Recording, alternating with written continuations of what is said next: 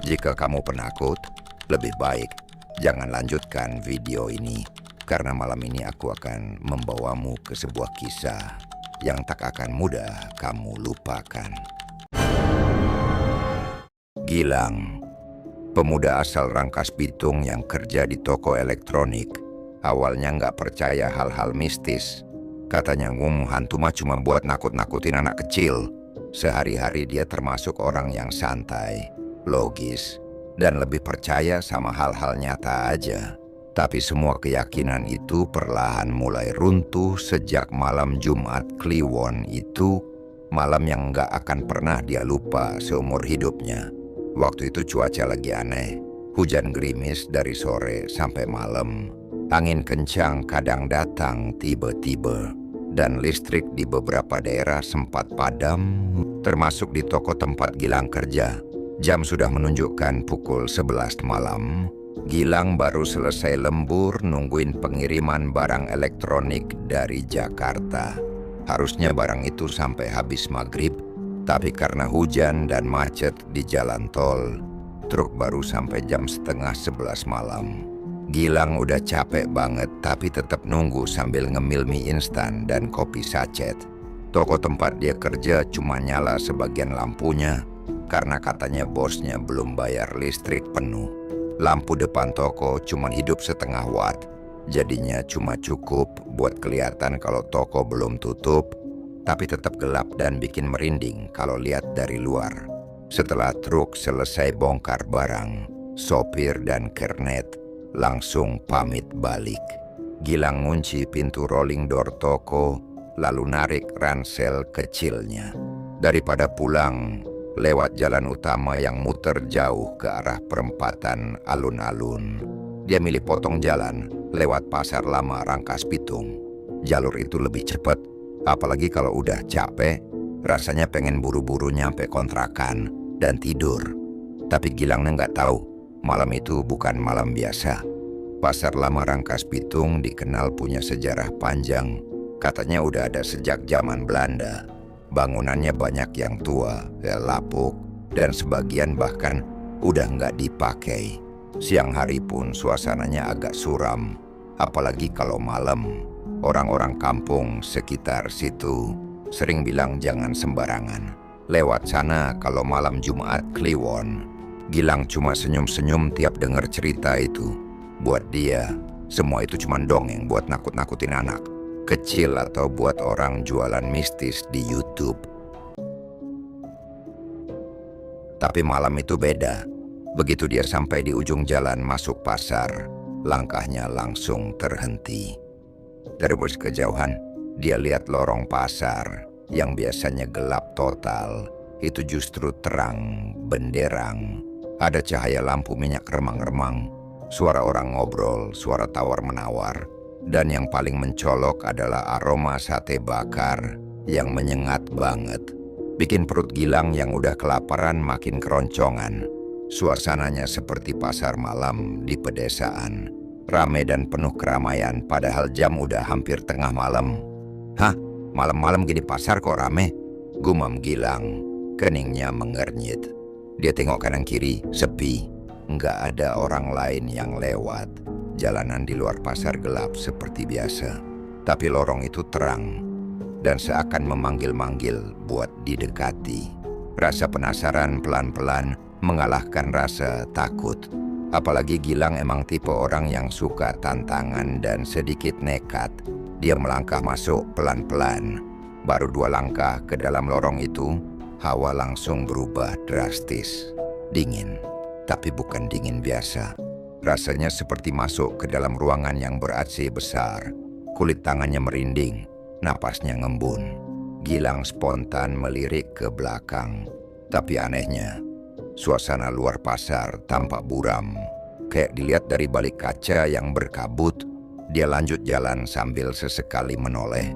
Makin dalam dia masuk, suasananya makin aneh.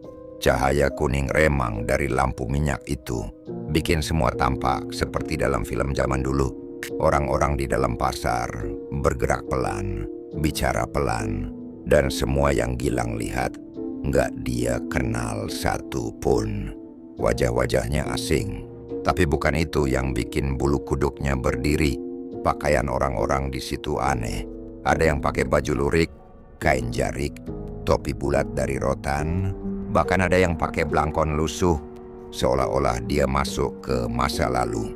Langkah Gilang makin pelan, hatinya mulai gelisah, tapi aroma sate yang nyangkut di hidungnya bikin dia terus jalan. Dia melewati beberapa kios yang jualan barang-barang kuno, topi batik, jam dinding antik, koin kuno, pisau dapur lawas, bahkan piring-piring bunga model lama. Semua tampak tua tapi bersih, seolah baru aja disusun rapi buat dijual malam itu. Ada juga kios yang menjual wayang kulit, tas rajut dari serat pandan, sampai keris kecil yang mengkilap di bawah lampu redup. Di tengah jalan, seorang ibu dengan keranjang anyaman tiba-tiba mendekat ke arah Gilang. Bajunya kebaya coklat, rambutnya disanggul, dan di wajahnya terlihat garis-garis usia yang dalam. Tapi senyumnya ramah. "Nah, mau beli apa?" "Ini manisan jahe dari air sumur 7. Segar buat yang lagi capek," katanya sambil nyodorin bungkusan kecil berwarna coklat. Gilang kaget. Suaranya lirih tapi jelas. Dia mau jawab tapi bingung. Matanya malah tertarik ke kios di belakang ibu itu. Ada deretan jam dinding tua berjejer rapi. Detiknya berdetak bareng. Tiba-tiba semua jarumnya berhenti di pukul 3:43. Gilang merinding. Tangannya gemetar. Dia nyoba nengok ke arah pedagang jam itu. Sosok pria tua berdiri di balik meja kayu. Wajahnya penuh keriput. Tapi saat dia menatap Gilang, ada hal yang membuat jantung Gilang hampir copot. Matanya kosong. Nggak ada bola mata, cuma rongga hitam yang dalam dan gelap, seperti lubang tanpa dasar, seperti lorong ke dunia lain. Gilang langsung melangkah mundur, tapi ibu penjual manisan tadi udah nggak ada. Suara tawa pelan mulai terdengar samar dari balik keramaian. Pasar yang tiba-tiba terasa terlalu sunyi. Gilang mau lari, tapi tubuhnya seperti berat. Kakinya sulit digerakkan. Orang-orang di sekitarnya tetap bergerak seperti biasa. Tapi wajah-wajah mereka mulai tampak aneh. Ada yang nggak punya mulut, ada yang telinganya hilang. Dan hampir semuanya, matanya kosong. Suara detak jam berdentum keras sekali. Gilang tutup telinganya. Tapi suara itu bukan dari jam. Itu suara langkah. Langkah kaki pelan, berat, mendekat dari lorong belakang. Dan saat dia menoleh, dia melihat sesuatu yang membuat napasnya berhenti sesaat. Sosok tinggi besar dengan wajah tertutup kain putih berdiri diam. Tubuhnya bergetar halus, tangannya panjang dan kurus. Dari celah kain mengalir cairan hitam pekat. Gilang akhirnya bisa menggerakkan kakinya dan lari sekuat tenaga ke arah luar pasar. Tapi lorong yang tadi dia masuki sudah menghilang. Yang tersisa hanya dinding bata tua dan lampu minyak yang berkedip pelan. Di belakangnya suara langkah masih terdengar. Dan malam Jumat Kliwon itu, hidup Gilang berubah selamanya. Gilang langsung mundur 2 langkah begitu sadar kalau pedagang di depannya benar-benar nggak punya bola mata. Tapi yang bikin lebih merinding, senyum si pedagang tetap lebar banget, bahkan kayak melebar lebih dari seharusnya. Bibirnya pucat kering tapi bergerak pelan, dan suaranya, suara yang susah dijelasin, serak banget kayak orang yang habis batuk parah dan tenggorokannya luka. Rasanya kayak dengar kerikil digerus di dalam dada. Kalau mau beli, harus pakai yang sesuai. Uangnya jangan baru, harus yang sudah pernah dibelanjakan di sini, ucap si pedagang. Matanya tetap kosong bolong, tapi rasanya kayak dia tahu Gilang sedang gemetar di tempat. Gilang buka dompetnya buru-buru. Isinya masih ada uang 50.000, 2 lembar. Tapi belum sempat dia bilang apa-apa, si pedagang langsung ngelengos sambil bersuara pelan. "Bukan itu nggak kenal jalan pulang." Dari arah kanan, si ibu penjual manisan yang tadi datang mendekat lagi. Suaranya pelan, tapi jelas dan rasanya menusuk ke tulang. Kalau uang baru dipakai di sini, yang ngasih bisa ketinggalan di pasar. Gilang menelan ludah. Rasanya susah banget buat ngeluarin suara. Jantungnya udah kayak ditabok dari dalam. Keringat dingin mulai turun di belakang lehernya. Tapi anehnya, kakinya nggak mau gerak. Badannya dingin, tapi kayak ketarik buat tetap berdiri di sana. Pasar ini punya hawa yang aneh. Bukan cuma serem, tapi kayak magnet. Bikin susah ninggalin. Dia lihat sekeliling. Pasar yang tadinya kelihatan biasa aja, sekarang berubah. Lampunya bukan kayak lampu neon biasa. Lebih mirip obor yang ngegantung di tiap sudut. Dan semua kiosnya kelihatan dari kayu tua, lapuk, dengan nama-nama toko yang hurufnya nggak jelas. Miring-miring dan kayak ditulis pakai tangan gemetaran. Satu persatu pedagang mulai kelihatan jelas. Dan yang bikin Gilang mulai lemas, semua pedagang ternyata nggak ada yang punya bola mata. Ada yang matanya bolong, kosong kayak lubang sumur. Ada juga yang kelopak matanya dijahit rapat, benangnya masih merah, dan kulitnya sobek di sisi-sisinya. Ada juga yang kelihatan kayak nggak punya muka, cuma datar aja, kayak wajah yang dilapisi kulit plastik. Tapi semua itu tetap bisa ngomong, tetap bisa ketawa. Suara-suara mereka serak, bisik-bisik, kadang teriak pelan kayak ada yang tertahan di dalam dada. Seketika, ada suara kayu diseret. Gilang refleks nengok ke kiri. Seorang kakek tua duduk di bangku pendek dari bambu. Buka lapak kecil di tengah lorong. Di depannya cuma ada satu benda. Cermin kecil berbingkai kuning keemasan. Bingkainya nggak biasa. Ada motif tengkorak kecil di tiap sudutnya. Dan cerminnya sendiri agak buram, kayak habis kena kabut. Kakek itu duduk tenang. Wajahnya tua banget, penuh keriput. Tapi senyumnya adem, nggak seseram yang lain. Tapi matanya tetap bolong. Ini bisa bantu kamu lihat siapa dirimu sebenarnya. Ucap si kakek, lirih banget. Tapi entah kenapa suaranya masuk jelas ke telinga Gilang. Gilang nggak tahu kenapa tangannya ngangkat sendiri. Dia ngambil cermin itu. Jari-jarinya gemetar. Saat dia ngaca, napasnya langsung tercekat. Wajahnya sendiri kelihatan di sana. Tapi matanya mulai hilang. Bukan hilang gitu aja, tapi pelan-pelan kayak dicoret dari gambar. Bola matanya menghitam, terus tenggelam ke dalam. Kelopak matanya mulai kosong. Dan dari dalam rongga itu, ada bayangan lain muncul. Sesuatu yang bukan dirinya. Gilang teriak. Dia lempar tuh cermin sekeras-kerasnya. Cerminnya nggak pecah, malah mantul dan jatuh pelan ke pangkuan si kakek. Tapi suara pantulan lemparannya kayak gema. Gema aneh yang bikin seluruh lorong pasar tiba-tiba hening. Semua suara pedagang hilang. Semua gerak mereka berhenti. Hening. Sepi. Sampai suara napasnya sendiri kayak bisa kedengeran sampai jauh. Detik berikutnya, bau amis mulai muncul. Bau anyir darah yang nyengat banget. Gilang langsung muter badan. Dia lari ke arah jalan keluar, ke lorong yang tadi dia lewatin pas pertama masuk. Tapi saat sampai di sana, gelap. Nggak ada jalan, tembok. Kayak lorong itu nggak pernah ada. Dia panik, nabrak meja, loncatin lapak. Hampir jatuh waktu kakinya kepleset kena minyak. Atau entah cairan apa di lantai. Suara tawa mulai muncul. Suara-suara serak itu kembali, tapi sekarang jadi lebih pelan. Lebih dekat, lebih tajam. Kayak ada banyak orang yang tertawa pelan di belakang telinganya. Tawa itu nggak kayak manusia. Lebih mirip suara kayu patah yang dibuat ketawa. Bukan itu jalannya. Udah masuk, nggak bisa keluar begitu aja. Kita suka kamu. Kamu cocok jualan di sini. Suara-suara itu muncul dari segala arah. Gilang nutup telinganya. Tapi suara itu tetap masuk ke kepala.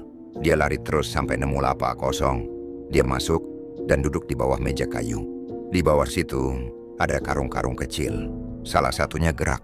Dan pas dia sentuh pelan, isinya bukan beras, tapi rambut. Rambut panjang, basah, dan masih hangat. Dia jerit pelan, tapi suara jeritannya ditelan pasar. Nggak ada yang dengar, atau semua dengar tapi senang. Tiba-tiba, di bawah meja itu, dari selap papan lantai, keluar tangan kecil. Jari-jarinya hitam, kukunya panjang. Tangan itu nyeret karung rambut tadi dan narik masuk ke celah. Gilang mundur, merangkak keluar dari bawah meja. Tapi di depannya berdiri dua orang pedagang. Yang satu kepalanya botak dan pipinya bolong kayak habis ditusuk. Yang satu lagi perutnya bolong dan dari dalamnya ada suara anak-anak tertawa. Mereka nyodorin benda, satu cermin yang tadi, satunya lagi selembar uang kertas yang sudah sobek separuh dan ada bercak merah. Kamu harus milih, mau lihat siapa kamu atau bayar dengan sisa pulangmu. Gilang goyah, badannya lemes. Tapi instingnya bilang jangan ambil dua-duanya. Dia lempar tasnya ke arah mereka dan langsung lari lagi. Tapi kali ini dia masuk ke lorong lain. Dan di sana dia lihat sesuatu. Ada lapak besar. Isinya tubuh-tubuh manusia. Bukan mayat, tapi orang-orang yang berdiri, matanya kosong, wajahnya pucat. Mereka berdiri diam, kayak patung. Di tiap leher mereka ada tali kecil. Dan di depan mereka ada papan harga. Orang-orang itu dijual. Di antara tubuh-tubuh itu, Gilang kenal satu. Pria tua, bekas tetangganya yang katanya dulu hilang di pasar. Namanya Pak Warta. Dan benar, itu dia. Tapi udah nggak punya mata. Bibirnya sobek dan ada jarum pentul di ujung lidahnya. Gilang mundur pelan nahan napas. Tapi kakinya nginjak bel. Bel lonjeng kecil. Suaranya nyaring banget. Dan detik berikutnya, seluruh pasar itu hidup lagi. Pedagang-pedagang tanpa mata mulai jalan ke arahnya. Ada yang merangkak, ada yang ngesot, ada yang melayang. Dan semua senyum, senyum tanpa mata. Gilang lari sekenceng-kencengnya. Tapi kali ini, dia sadar. Pasar ini bukan tempat biasa. Ini bukan dunia yang dia kenal. Ini pasar yang gak pengen dia pulang. Langkahnya makin berat, kayak ada tangan dari lantai yang narik sepatunya. Kayak udara makin padat, tapi dia nggak berhenti. Dia terus lari. Sampai akhirnya, dia nemu satu jalan kecil. Semacam celah di antara dua tumpukan peti. Di sana gelap banget, tapi ada cahaya kecil di ujungnya. Dia nggak pikir panjang. Dia masuk ke celah itu, merangkak, ngerangkak terus walau bajunya robek, lututnya luka dan napasnya megap-megap. Di belakangnya, suara serak makin dekat. Tertawa makin nyaring. Tapi dia terus merangkak. Sampai akhirnya es keluar. Dia jatuh ke tanah. Bau tanah basah langsung masuk ke hidungnya. Dia buka mata. Masih malam. Tapi dia sudah ada di luar. Di depan pasar lama Rangkas Bitung. Dia bangun pelan. Badannya masih gemetar. Matanya cari-cari arah. Tapi yang dia lihat bukan jalan besar, melainkan pasar yang udah tutup, sepi, gelap. Dan di belakangnya, pintu pasar itu perlahan tertutup sendiri. Suara geretakan pintu kayu kayak isyarat kalau dia belum benar-benar lepas dari sana. Tangannya gemetar pas buka dompet. Uangnya masih ada, tapi di antara uangnya ada satu koin kuno, bau anyir. Dan di balik uang itu, cermin kecil berbingkai emas, masih utuh. Dan saat dia lihat pantulan wajahnya, bola mata kirinya udah mulai hilang. Gilang terus lari ke arah lorong yang makin gelap, berharap bisa nemuin jalan keluar. Tapi anehnya, dia selalu kembali ke tempat yang sama. Jalan-jalan sempit yang seharusnya cuma beberapa meter, rasanya jadi kayak labirin yang gak habis-habis. Nafasnya mulai berat, kakinya pegal, dan pikirannya makin kacau. Pasar itu sekarang terasa jauh lebih luas dari yang pernah dia tahu. Nggak mungkin sebesar ini. Siang hari aja paling cuma 2 blok. Tapi sekarang, lorong-lorongnya bercabang, bercelah. Dan makin lama makin sepi. Di tiap tikungan dia mulai melihat kejanggalan. Lampu minyak yang tadi terang sekarang banyak yang padam. Kios-kios kosong seperti mengawasinya. Beberapa lapak bahkan kelihatan ditinggal terburu-buru. Dagangannya masih tertata rapi, tapi nggak ada siapa-siapa.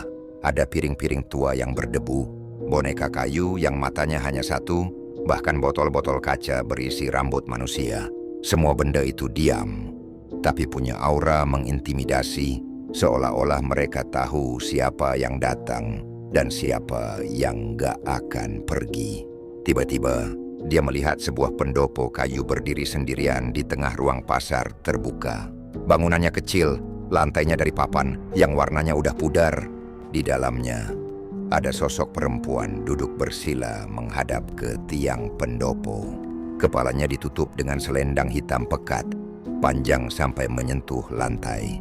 Wajahnya nggak kelihatan, tapi dari tubuhnya keluar aroma melati yang kuat. Bukan wangi yang enak, tapi aroma menusuk, seperti bunga yang dipaksa mekar di atas kuburan basah. Gilang melangkah pelan mendekat. Langkahnya berat tapi seperti ditarik. Dia nggak bisa menjelaskan kenapa tubuhnya terus jalan. Di sekeliling pendopo, suasana makin aneh. Orang-orang yang tadinya berjalan santai di pasar mulai berubah bentuk. Gilang baru sadar, beberapa dari mereka nggak punya bayangan. Padahal cahaya lampu minyak jelas menyinari mereka. Tapi lantai di bawah mereka kosong. Nggak ada bayangan kaki, nggak ada pantulan apapun.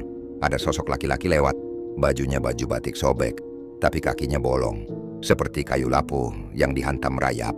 Ada pula perempuan dengan kulit yang pucat, seperti tanah kuburan, dan bola matanya merah seperti ditetesin darah. Mereka lewat begitu saja tanpa menoleh. Tapi Gilang tahu, mereka tahu dia ada di situ. Kenapa aku masuk ke sini? Desa Gilang pelan. Suaranya nyangkut di tenggorokan. Kepalanya berat. Udara makin dingin. Perempuan berselendang itu berdiri pelan. Seluruh tubuhnya tertutup, tapi langkahnya tenang, lembut, dan pelan-pelan mendekati Gilang. Setiap kali dia melangkah, aroma melati makin tajam, kayak menembus pori-pori. Gilang mundur satu langkah, tapi perempuan itu terus maju. Sampai akhirnya, hanya ada jarak 1 jengkal di antara mereka. Dengan suara lirih, tapi jelas dan bergema dalam kepala, perempuan itu bicara, "Karena kamu penasaran. Dan pasar ini suka dengan orang yang penasaran." Gilang membeku. Matanya menatap tangan perempuan itu yang perlahan terangkat. Di atas telapaknya ada 1 koin kuno. Warnanya kehitaman, penuh karat, tapi mengilap aneh di bawah cahaya lampu pendopo. Aromanya seperti besi karatan yang sudah lama direndam darah. Kalau kamu ingin pulang, kamu harus beli 1 barang dari kami. Tapi ingat, harga yang dibayar bukan cuma uang. Gilang menatap koin itu, hatinya penuh tanda tanya. Tapi tangannya seperti bergerak sendiri. Saat koin itu menyentuh kulit telapak tangannya, rasa terbakar langsung menjalar. Panasnya beda, bukan seperti logam panas biasa. Ini seperti ada sesuatu yang merayap masuk ke pembuluh darahnya. Koin itu terasa berdenyut seperti jantung kecil yang masih hidup. Seketika dunia di sekelilingnya berputar. Suara tawa serak, detak jam, dan bisikan-bisikan lenyap digantikan oleh suara gemuruh pelan. Lantai di bawah kaki Gilang terasa bergoyang, dan cahaya-cahaya di sekitar berubah jadi gelombang kabut. Dia menutup mata, dan ketika membuka lagi, dia sudah berdiri di depan sebuah kios aneh. Kios itu dipenuhi jam dinding tua. Semua jam digantung rapat-rapat, seperti museum yang terlalu padat. Tapi bukan cuma jumlahnya yang bikin Gilang ngeri. Setiap jam menunjukkan waktu yang sama. Pukul sentagi nuki 3, detiknya berhenti. Tapi suara detak tetap terdengar. Dari dalam kepalanya, dari balik tirai kain lusuh di belakang kios, muncul sosok penjual. Wajahnya ditutup kain putih kotor. Tapi di sela-sela kain, Gilang bisa lihat bekas-bekas jahitan hitam menutup kelopak matanya. Jahitannya nggak rapi, ada benang yang nyangkut dan menggantung, seperti pernah dipaksa dijahit hidup-hidup. Tapi anehnya, mulut penjual itu bisa bergerak. Kalau kamu mau kembali, kata si penjual, suaranya dalam berat, seperti bisikan dari dalam gentong logam. Kamu harus tahu siapa yang pertama kali ke pasar ini. Gilang terdiam, otaknya kosong. Siapa? Bagaimana dia bisa tahu? Si penjual mengangkat 1 jam kecil, bentuknya bulat, dari kayu, dengan kaca cembung. Jarumnya bengkok. Di bagian belakangnya tertulis angka Lelisia Besat Terusa 44. Diukir kasar dengan pisau. Jam itu diberikan ke tangan Gilang.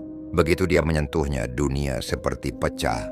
Matanya gelap sekejap, lalu muncul bayangan. Seorang lelaki tua sedang berjalan memasuki pasar. Jalannya pincang. Di belakangnya, seorang bocah perempuan menangis. Tiba-tiba, mereka berhenti di depan pendopo yang sama. Lelaki tua itu menyerahkan sesuatu ke dalam bayangan hitam, bukan manusia. Lalu terdengar teriakan. Bayangan itu berubah jadi kegelapan pekat, dan lelaki tua itu menghilang. Di tempatnya hanya tersisa topi bambu dan koin, seperti yang Gilang pegang tadi. Gilang terlonjak, dia jatuh ke belakang. Jam yang dipegangnya pecah, tapi tidak mengeluarkan pecahan kaca. Yang keluar adalah darah. Darah segar mengalir dari dalam jam. Si penjual hanya tersenyum. Dia yang pertama, dan kamu bukan yang terakhir. Pasar tiba-tiba berguncang pelan. Lampu-lampu mulai berkedip. Suara detak jam berubah jadi ketukan pintu. Banyak pintu, seolah-olah 1000 pintu diketuk bersamaan dari dunia lain. Suara-suara mulai muncul lagi. Suara ibu-ibu menangis. Suara anak kecil tertawa. Suara jeritan minta tolong. Dan langkah-langkah berat mendekat dari setiap sisi pasar. Gilang lari lagi, tapi kakinya berat. Koin di tangannya makin panas. Saking panasnya kulit tangannya gosong. Tapi kalau dilepas, dadanya terasa sesak. Kayak ada yang nahan jantungnya dari dalam. Dia menabrak satu kios, lalu jatuh di lantai. Dia lihat sesuatu yang bikin tubuhnya kaku. Bayangannya sendiri. Tapi bayangannya bergerak dan senyum. Bukan senyum biasa. Senyum kosong tanpa mata. Gilang menjerit. Tapi suaranya ditelan pasar. Pasar itu hidup. Pasar itu sadar. Dan setiap yang datang harus beli sesuatu. Tapi kadang yang dijual bukan barang. Kadang diri sendiri. Dan malam itu Gilang sadar. Jalan pulang bukan tentang keluar dari tempat. Tapi tentang mengebayar apa yang belum dia tahu. Udah dia ambil. Dan jam di ujung lorong kembali berbunyi. 4.30 lagi. Gilang akhirnya memutuskan untuk melawan rasa takutnya. Dia berdiri di depan kios penuh jam tua itu. Napasnya berat, dan tangan masih menggenggam koin hangus di telapak. Suara dalam dadanya seperti berdebat sendiri, antara ingin tetap bertahan atau menyerah. Tapi akhirnya dia buka suara, lirih tapi tegas. Saya nggak mau beli apa-apa, saya cuma pengen pulang.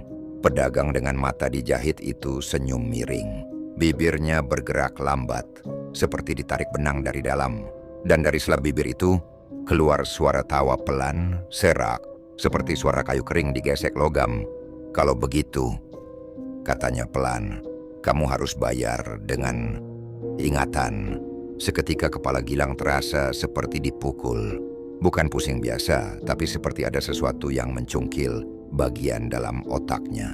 Pandangannya mulai kabur. Telinganya berdengung, dan saat dia pejam mata, dia bisa merasakan satu persatu memori hidupnya menguap seperti uap air panas di pagi hari. Nama SD tempat dia sekolah dulu hilang, wajah teman kecilnya mengabur, suara tawa ayahnya lenyap, bahkan wajah ibunya pun terasa asing. Hanya rasa hampa yang tersisa. Otaknya seperti buku yang halamannya dicabut paksa, tapi dia masih bisa berdiri, masih sadar. Masih bernapas, tapi dia tahu dirinya bukan lagi dirinya yang utuh. Semua lampu di pasar tiba-tiba meredup, satu persatu padam. Seperti ada tangan raksasa yang meniupnya pelan. Kios-kios mulai roboh sendiri, seperti dihancurkan angin yang tak terlihat. Suara-suara yang tadinya ramai mulai tenggelam. Dan hanya ada satu suara yang masih tersisa, detak jantung Gilang yang makin pelan, makin sunyi. Dan lalu, gelap. Saat cahaya kembali, Gilang mendapati dirinya terbaring di emperan toko, tepat di depan pasar lama Rangkas Bitung. Udara pagi menyapa kulitnya. Cahaya matahari pelan-pelan menyelinap di sela genting. Pasar udah rame. Suara ibu-ibu teriak harga cabai. Motor lewat dan tukang sayur teriak-teriak. Semua terasa normal, tapi hatinya bilang ada yang nggak normal. Dia berdiri pelan, badannya pegal. Tenggorokannya kering, langkahnya sempoyongan, seperti baru diseret keluar dari mimpi buruk yang gak sepenuhnya selesai. Dari arah samping, ada tukang becak, lewat sambil ketawa kecil. "Hei dek, ngapain tidur di situ? Nggak takut kemasukan makhluk pasar?" katanya sambil ngelirik. Gilang senyum kecil, tapi senyumnya kosong. Bukan karena malas jawab, tapi karena dia nggak tahu lagi siapa yang dimaksud makhluk pasar. Apakah itu orang lain atau dia sendiri? Dia jalan pulang ke kontrakan. Sepanjang jalan, pikirannya kosong. Banyak tempat yang dia lewati terasa asing. Warung tempat dia biasa beli kopi pagi-pagi, lupa namanya. Sekolah dasar tempat dia pernah main bola, terasa kayak tempat yang belum pernah dia datangi. Bahkan rumah tetangganya sendiri seperti wajah baru. Lalu saat dia lagi ngelewatin sebuah motor yang parkir di pinggir jalan, dia ngelirik ke kaca spion, dan di sana dia melihat wajahnya. Masih wajah Gilang, tapi ada satu hal yang bikin dia langsung kaget. Salah satu bola matanya hilang. Bukan luka, bukan bolong berdarah, tapi benar-benar hilang. Yang tersisa hanya rongga hitam dalam, seperti lubang yang bisa ngisep cahaya. Tapi anehnya, dia masih bisa lihat mata itu atau apapun yang menggantikannya masih bekerja. Tapi rasanya beda. Dunia terlihat lebih suram, lebih buram. Seperti dia melihat sisi lain dari dunia yang selama ini nggak pernah dia lihat. Dia langsung lari, masuk ke kontrakan, tutup pintu, kunci jendela. Napasnya terengah. Dia berdiri di depan cermin besar di kamarnya, menatap dirinya sendiri. Dan semakin dia tatap, semakin asing wajah itu. Bukan hanya karena matanya yang tinggal satu, tapi juga karena sorot wajahnya seperti kehilangan arah, hampa. Dan malam itu, Gilang tidur lebih awal. Badannya capek, pikirannya lelah, tapi hatinya nggak tenang. Dia tahu, malam Jumat Kliwon belum benar-benar selesai. Dalam tidurnya, dia kembali bermimpi. Tapi kali ini, mimpinya terasa nyata. Terlalu nyata. Dia berdiri lagi di tengah pasar itu. Pasar yang sama, tapi lebih sunyi, lebih dingin. Langit di atasnya hitam pekat, tanpa bintang, tanpa suara. Di tangannya, cermin kecil itu kembali. Cermin kecil berbingkai kuning emas yang dulu dia buang. Tapi sekarang, entah kenapa, cermin itu ada lagi. Tangannya gemetar saat menggenggamnya. Dia memberanikan diri ngeliat ke cermin itu. Tapi yang muncul bukan wajahnya, melainkan 1000 wajah. Semuanya tanpa bola mata, semuanya tersenyum. Wajah-wajah itu terus menatapnya, lalu perlahan bergerak. Dari cermin keluar, melingkari dirinya, dan suara serak yang dia kenal mulai terdengar dari segala arah. Selamat datang kembali. Gilang terbangun, dadanya sesak, nafasnya berat, tangannya dingin, dan di meja sebelah tempat tidurnya, cermin kecil itu benar-benar ada. Dia nggak bermimpi. Pasar itu belum selesai dengannya. Sejak malam itu, hidup Gilang berubah. Dia nggak lagi bisa tidur tenang. Tiap malam Jumat Kliwon, dia selalu bermimpi hal yang sama. Pasar itu, para pedagang tanpa mata, suara tawa serak, dan kios-kios yang gelap tapi hidup. Dia mulai lihat hal-hal aneh, bayangan orang berjalan tanpa kaki, suara tawar-menawar di kamar kosong. Kadang dia melihat seseorang berdiri di pojok kamarnya. Hanya diam, nggak bergerak, tapi selalu menghadap ke arahnya. Dan kalau dia berani lihat lebih dekat, sosok itu nggak punya mata, hanya rongga hitam, seperti miliknya sekarang. Dia coba cerita ke teman kerja, tapi mereka hanya ketawa. Wah, jangan kerja lembur terus, Lang. Bisa gila loh. Tapi Gilang tahu, dia nggak gila. Dia cuman nggak utuh lagi. Dan suatu malam, dia bangun karena suara ketukan pintu. 3 kali, pelan, tapi jelas. Tok, tok, tok. Dia buka pintu dengan tangan gemetar, tapi nggak ada siapa-siapa. Hanya bau melati yang menyelinap ke dalam kamar. Lalu dari meja tempat cermin itu diletakkan, terdengar suara pelan. Waktunya buka pasar. Gilang nggak pernah benar-benar pulang. Fisiknya mungkin kembali, tapi jiwanya sebagian besar tertinggal di lorong-lorong gelap itu. Di balik kios, di bawah cahaya lampu minyak, bersama pedagang-pedagang yang menunggu pembeli berikutnya. Dan pasar itu akan terus buka tiap malam Jumat Kliwon untuk orang-orang yang penasaran, untuk mereka yang sekadar melintas, untuk mereka yang iseng lewat jalan pintas. Siapa tahu, kamu yang selanjutnya.